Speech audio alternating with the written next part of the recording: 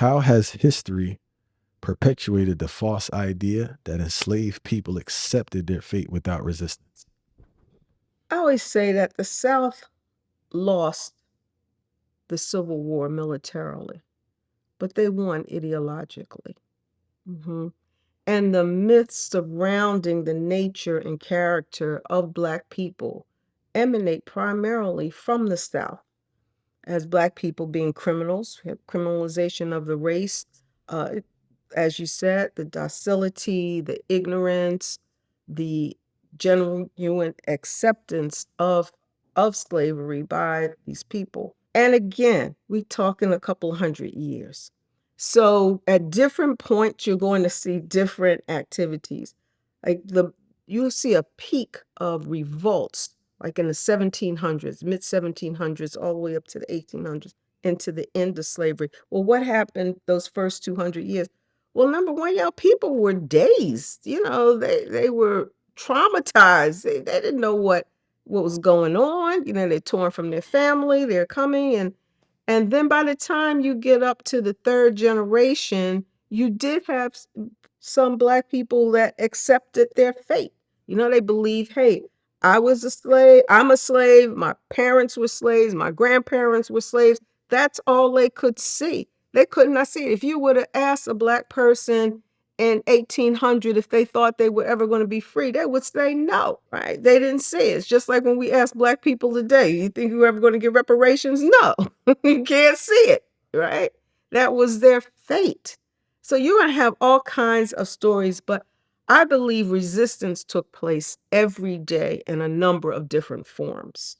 Slowdowns, poisoning. You notice in these old movies, before white people got ready to eat, they always had a Black person taste their food first.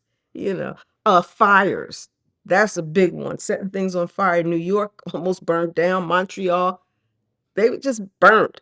Uh, of course, killing the masters, having these revolts. So they were running away. There are many, many, many forms of resistance, but we're taught in order to perpetuate our inferiority and subordination to white people that in general we are lazy, docile, and accepting of our condition. That's just to maintain us. But Black people fought from the very beginning, and I have on the map 263 revolts on land.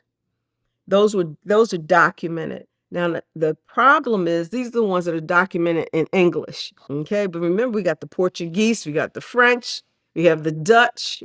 So yeah, doing research in those languages in those areas, we could uncover many more. Also, remember the whites did not want Blacks to find out about the revolt. So a lot of the information is not publicized, or they didn't put it in newspapers. So it's a process of uncovering, which I look at this project as ongoing. And everywhere I go, I try to go to the museums, talk to people to see if I can uncover more revolts.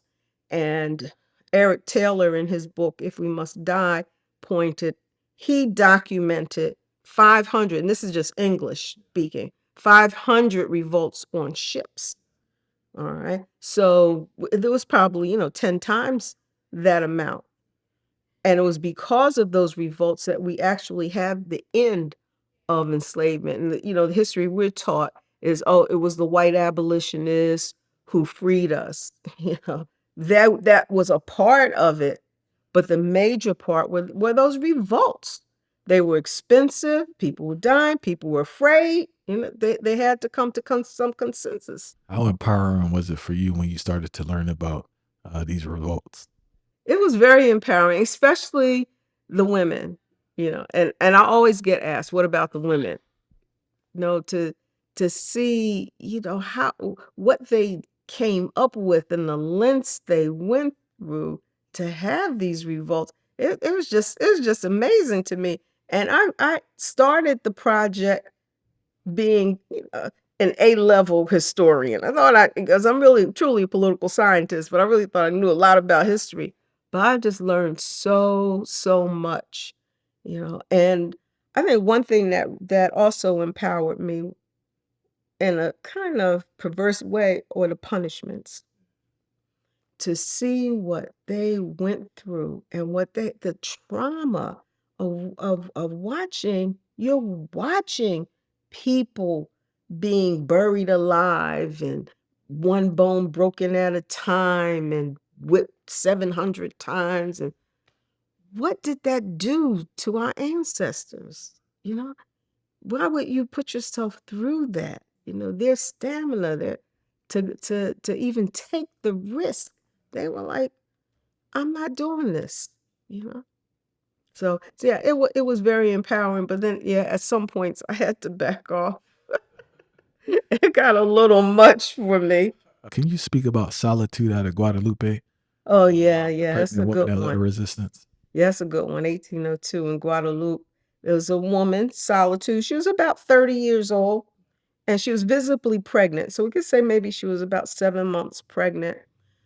She, along with a military man named Delgras, planned a revolt. What they did was they lured the French into a fort and blew it up.